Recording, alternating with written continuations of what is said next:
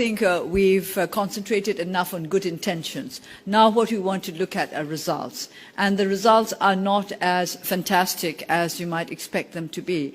Because don't forget that we're into the third year of the so-called reform process. And I keep repeating this. 3 years is not a short period. I think you can't keep saying, well, you know, it's not been long yet, it's not been long yet. I mean, how long is long? And 3 years is a long time for somebody who can't get square meals a day. And so we want results now. And it's the lives of the ordinary people which have not changed. If you ask the average citizen in this country what has changed, they will talk about the fact that there's greater freedom of the media, because there is a proliferation of news magazines and journals. And then there are those who will say that there are more cars in the streets of Rangoon than ever before. But these are not accessible to the great majority of our people who constitute about 60 to 70%. So we want change in the lives of those people, those who live in the rural area, and also, of course, in the lives of our urban poor. So this is what I mean by saying that reform has not brought the kind of changes that our people want. And how long will they go on waiting for it? We don't want them to lose faith in the reform process. My name is Christiana with the German press agency. My question goes in the same direction. What concretely would you say should the government do or have done to get those changes to the rural people? Or to put it in another way, what would you do as president now to make sure that these people see the benefits of economic opening? Well, let me tell you just what I've been doing simply as an MP in my constituency. Now, as I said earlier, jobs, water, roads, electricity, education, health. That's what they always talk about. And the most difficult thing of all is the first one, jobs.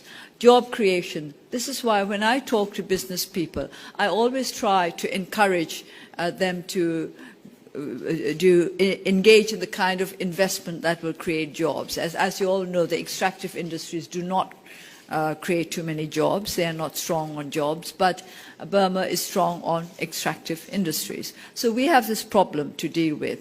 I can't create as many jobs as I want in my constituency. So I go for what I can do. The first thing I went for was water, because that was the easiest, and yet this was a great need. And as soon as I was elected, I started arranging for wells to be dug. It's as simple as all that. And yet Burma is supposed to be the country in Southeast Asia with the greatest water resources. And we don't have enough water. And then I went about roads, because this was again a possibility.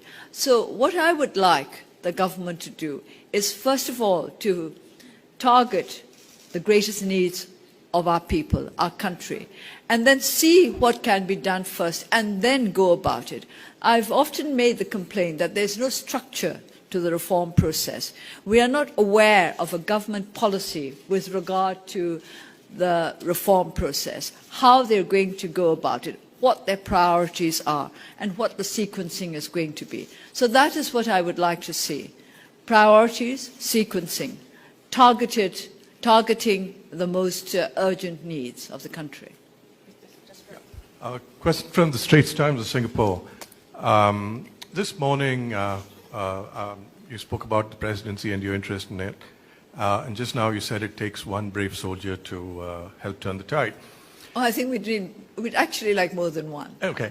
I think 300,000 wouldn't be bad. Right. Have you got any indication from the military? There was a former Navy chief referring to you as elder sister at that event. Well, don't forget he's a retired never mind.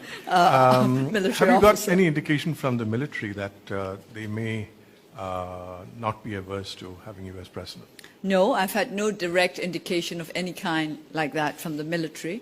But I do believe that members of the military are as keen as civilians to promote development and growth in our country, because they know our country is poor.